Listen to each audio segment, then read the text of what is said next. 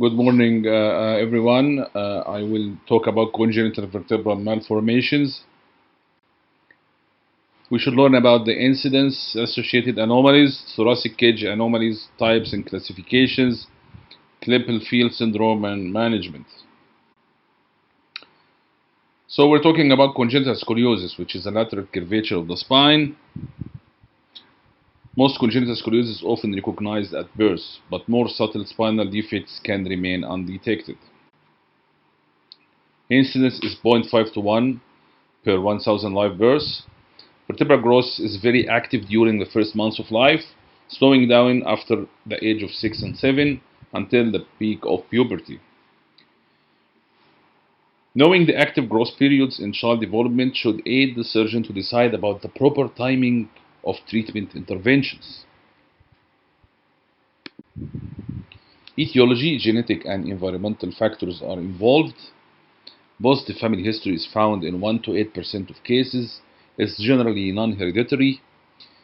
The etiology is due to insult during the 5th to 8th week of gestation. Associated anomalies, the most common associated anomaly is congenital urinary tract anomalies, notably renal agenesis. That's why you should do ultrasound abdomen before the surgery. Cardiac anomalies are common as well, and echocardiogram is a must. Intraspinal anomalies are associated with congenital vertebral malformations in 30% of the cases, and we need to do an MRI before the surgery to rule out these abnormalities. The diagnosis starts with thorough physical examination and history taking. History taking include the perinatal period. Examination should focus on the sagittal and coronal balance of the patient. You should also note any pelvic or head tilt. You should look at the shoulder balance. You should assess also the rib cage. Neurological examination should include the muscle power sensations and test for any abnormal reflexes. Patient back should be inspected for abnormal hairy patches or pigmentations. Physical examination also should find any asymmetrical calves or cavous feet, which are manifestations of spinal dysraphism. Radiological investigations should include X-rays, PA, and lateral, and after the age of 1 year, it should be in a standing position. CT to evaluate complex deformities, and MRI to rule out any intraspinal anomalies such as syringomyelia and diastematomyelia. Winter classification is based on embryological classification. There are 3 main types: formation failures, segmentation failures, and mixed formation and segmentation failures. Thus, we can encounter different morphologies as follows: hemivertebra, which can have a mobile segment only on one side, and in this situation is called semi-segmented hemivertebra, or has one disc above and one disc below the vertebra, and it is called in this situation fully segmented hemivertebra, and it has the worst prognosis. Incarcerated vertebra has no discs around and has a good prognosis. Segmentation failure can be partial or complete, unilateral or bilateral.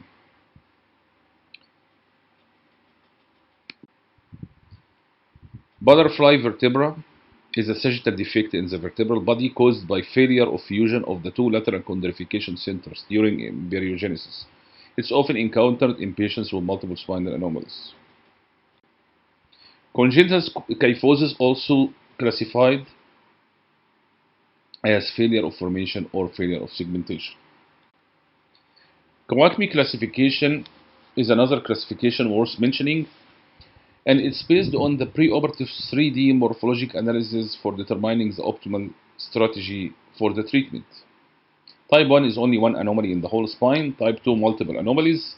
Type 3, multiple anomalies with combination of formation and segmentation defects.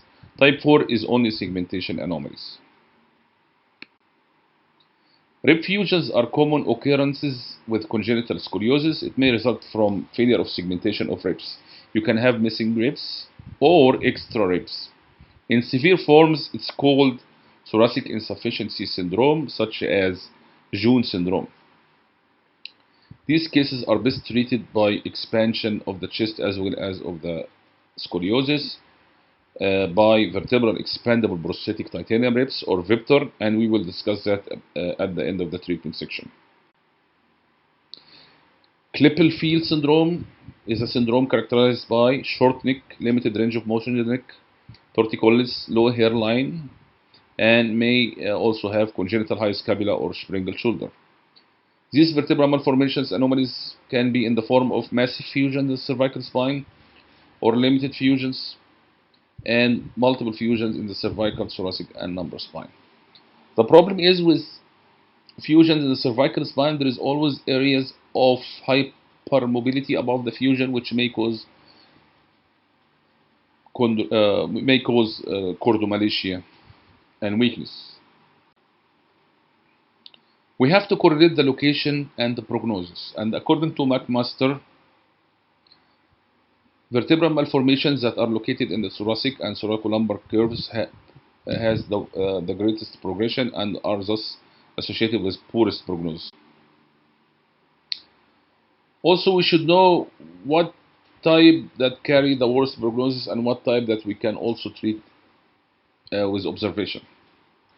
Fully segmented hemivertebra, which has two gross plates with contralateral bar, has the worst prognosis, followed by unilateral unsegmented bar.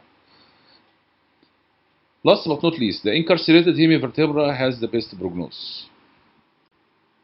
Treatment lines: observation, prophylactic surgeries, corrective surgeries, gross preservation surgeries, and treatment of neglected cases. Periodic observation. You bring the child every 6 to 12 months and you do an X-ray in standing position after 1 year.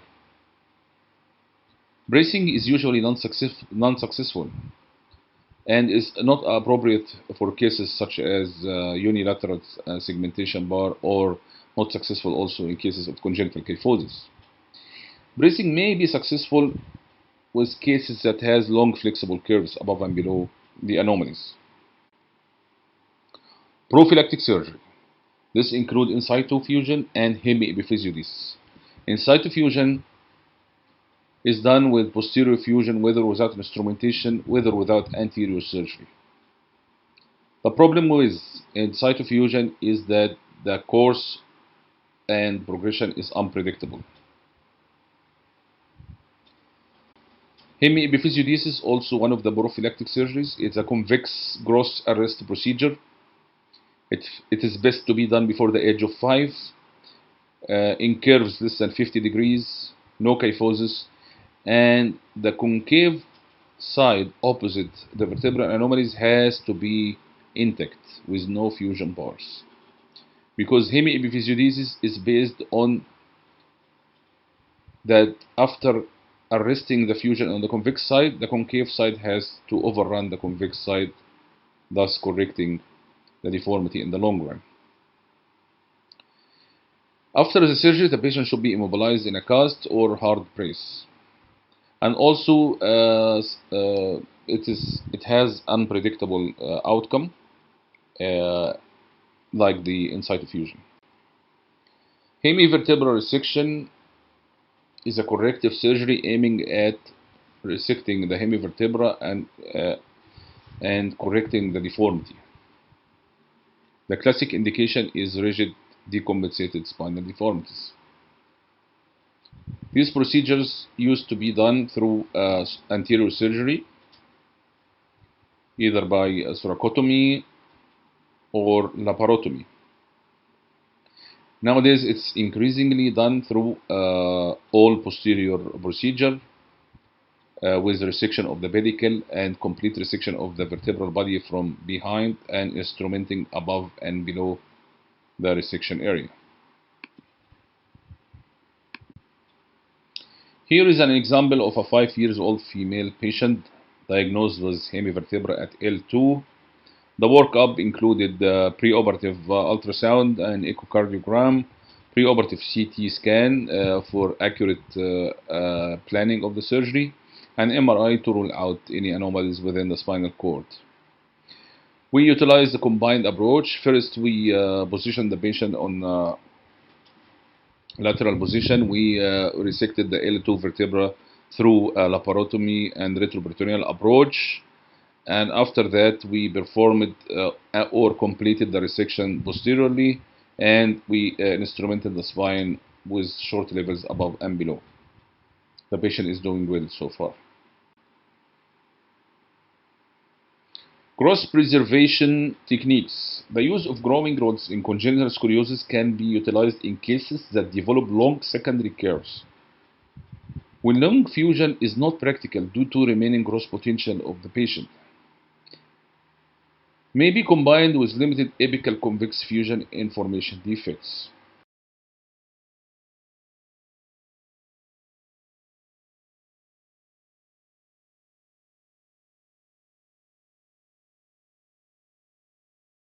Bismillah ar-Rahman ar-Rahim. I'm going to talk about scoliosis and overview in this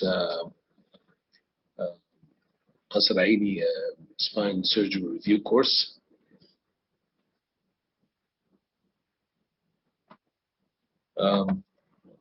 Scoliosis comes from the word scolios, which means bent, slanted. It's a Greek word and it's first described by Hippocrates and by Galen. Scoliosis is best defined as a complex three-dimensional deformity characterized by coronal, sagittal, and horizontal plane deviation. So many causes for scoliosis, the commonest being idiopathic, but also many neuromuscular diseases, whether upper motor or lower motor neuron lesions can cause deformity because of muscular imbalance, neurofibromatosis, congenital anomalies, soft tissue disorders like collagen-like Marfan syndrome, tumors, infections, trauma, and some of the osteochondral dystrophies and metabolic disorders as well. The main thing that we're going to talk about here is idiopathic scoliosis, and it's best classified according to the age of onset, either by commonly described as infantile, juvenile, or adolescent. But more recently, it has been divided according to the age of onset into early onset, that is the onset of scoliosis before the age of 5, or late onset after that.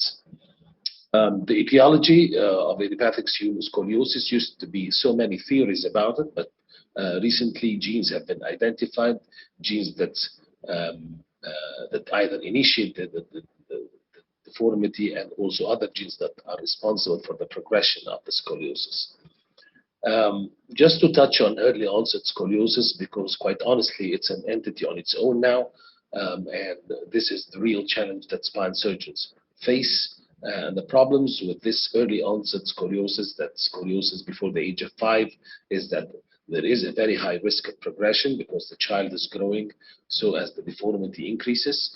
Also, during this early onset of the deformity, this is the time where the lung is developing, and it has or may have a severe affection of respiratory function. Also, the small size of the child causes problems when we decide to instrument to do something surgical about it. And finally, the problems associated with spinal fusion, the surgery that is classically performed for any spine deformity, this young age leads to a shortened trunk, and with also the lack of vertical height gained during growth, which also affects the development of the lung. Regarding the pathological anatomy, as we said, it's a three-dimensional deformity. So there is a lateral translation in the AP plane. There is also commonly a hypokyphosis, or the lack of thoracic kyphosis in the thoracic sagittal plane, and also an axial rotation on the horizontal plane. With time, the vertebrae, because of asymmetric loading, leads to a vertebral deformation as well. When you are seeing a patient with scoliosis, you need to assess him in different positions. You should see his gait and examine him while standing, from the front, from the side, and from the back. You should see the patient and look at the level of the pelvis while he's sitting compared to the standing level, and also ask him to bend forwards at 90 degrees and look tangentially along his spine to look at asymmetric ribs, and also supine with the neurological examination. These are a couple of figures. You can see the shoulder look at the shoulder level, look at the prominence of the scapula and the asymmetry of the loin, as well as the truncal shift to the right side. This also, there is this picture. They can see a lateral translation onto the right side of the trunk, as well as a rib hump, as well as an elevated right shoulder. Looking at the front, you can also see the asymmetry of the shoulders, the waist asymmetry, and also the level of the pelvic bones. Also at the front in girls, you may see breast asymmetry related to the asymmetric shape of the thoracic cage because of the spinal deformity. Another picture showing asymmetry, you can see the right breast smaller than the left. With the patient bent forwards, you can see the differences looking tangentially. As the pictures show, you can see the rib hump and the loin hump on the left side. Neurological examination is so important. You should do a full sensory motor and reflex examination. A few things that you have to look at, particularly the abdominal reflexes, which can predict the presence of a possible intradural or intraspinal anomaly like diastematomyelia or tethered cord syndrome, as well as other neurological signs which may be a cause of the disease, like Friedreich's ataxia with the high arch of the foot, and also other neurological diseases. When it comes to radiological assessment, you should obtain the classic 4 radiographic examinations: full-length whole spine standing X-rays, both in AP and lateral, and also a full-length whole spine supine AP right and left bending X-rays. The aims of this radiological assessment is to assess the severity of the curve by measuring the Cobb angles, as I will show you in a minute, and also to assess the flexibility of the curve. By doing the severity and the topography of where the curves are and the magnitude and flexibility, you'll be able to classify the curve patterns into different patterns of the curves. And finally, looking at the level of the iliac crest and looking at the rectus side, you can assess the skeletal maturity. This is an example of a full-length X-ray. You can see here the spine on the frontal plane is divided into 3 zones: the proximal thoracic, the main thoracic, and the thoracolumbar lumbar. You can see the 3 areas. When you look here at the proximal thoracic, the main thoracic, and the thoracolumbar lumbar, each measured with a Cobb angle. The Cobb is the angle measured between the uppermost bent vertebra and the lowermost bent vertebra in the 3 zones, which is called the upper end vertebra and lower end vertebra of each curve. You also have measurements done in the sagittal plane, mainly assessing the presence of thoracic hypokyphosis or otherwise, and also the area of this thoracolumbar junction to assess the structurality or the severity of the curve.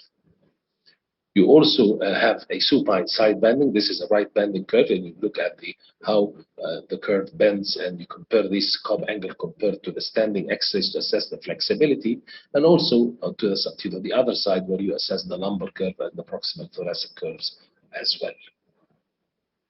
Now, why do we do an MRI in scoliosis? We want to rule out an intraspinal anomaly, of course. This is rare luckily in idiopathic scoliosis, but it can still happen. And the indications are, the more important indications are the presence of an atypical curve, like a left thoracic curve, the presence of thoracic kyphosis, again, an uncommon pattern in idiopathic curves, so there may be an abnormal neurological disease there. Definitely an asymmetric abdominal reflexes or hyperreflexia or clonus in the lower limbs or wasting of the hands is another indication. And of course, the presence of neurofibromatosis, scoliosis, and congenital scoliosis is an absolute must. I have to say that there are other surgeons who will do MRI for all patients who are going to undergo surgery, just in case, to be sure, and to increase the safety of the surgical procedure. Now, the school screening programs, there has been an interest in screening kids using what is known as the 1-minute test or the forward bend test by young doctors, nurses, and even health practitioners going to schools to screen for early detection of scoliosis. There have been different enthusiasm about it, different opinions whether it's valuable or not, but I think it's still valuable, particularly in countries or underdeveloped like our own country, where kids may pass unnoticed and present with severe curves later on. Now, having done the clinical and radiological examination, and it has been shown that this is an idiopathic scoliosis, there are different classifications. The old and classic one was the Kingmo classification, now replaced by the Lenke classification. There is also a Chinese one called the PUMC, and the more recent, the three-dimensional classifications. Without going into much of a detail into these classifications, these are all about how the patterns of the curves are. They are important in communicating among surgeons to describe curves to one another so we can communicate easier, and they're also valuable, particularly the Lenke one, in selecting the fusion levels while doing a corrective surgery for such a scoliosis. Now we go to the management part. The management options are either follow-up, braces, and surgery. Casts are only done for early onset, and as I told you earlier, I decided not to go into this because it deserves a lecture on its own, early onset scoliosis, and Professor Fawaz will talk about congenital, which is part of the early onset curve. So we are either talking about follow-up, braces, or surgery. Follow-up is indicated only in small curves, which are normally below 25 degrees and that have shown low risk of progression. The frequency of follow-up will depend again on the chance of progression, and it can be done either every 4 or 6 months, depending on the age of the patient and the previously documented progression. Curves that are larger than that, between 25 and 35 degree curves, who have shown recently documented progression, and who are willing to wear the brace at least 12 hours a day and have a cosmetically acceptable curve, and who are still skeletally immature, either RISET 0, 1 to 2, are eligible for bracing. Different types of braces, without going into too much detail about it, you can read into it if you want to, but braces have to be worn at least 12 hours a day or 23 hours depending on the protocol. There are braces that are used at night as well. So many different protocols aiming at mainly halting progression. Braces hardly correct curves, but they may be successful in preventing the progression of a curve. What about surgery? Surgery is indicated for curves who are sizable, and normally the figure given is 40 degrees. However, the cosmetic effect of a curve is important. You may not operate on a 45-degree curve, but operate on a 35, another curve which has a significant cosmetic deformity, particularly truncal shift, which is very disfiguring, or the presence of a loin or a rib hump because of severe rotation. And also, curves that are 40 with or above with high risk of progression may call for earlier surgery compared to others who have shown to be more benign in the slowness of their progression. The types of surgeries, of corrective surgeries given for idiopathic scoliosis curves are either posterior surgery, which has become the most common surgery used nowadays, particularly with the advent use of all pedicle screw instrumentation.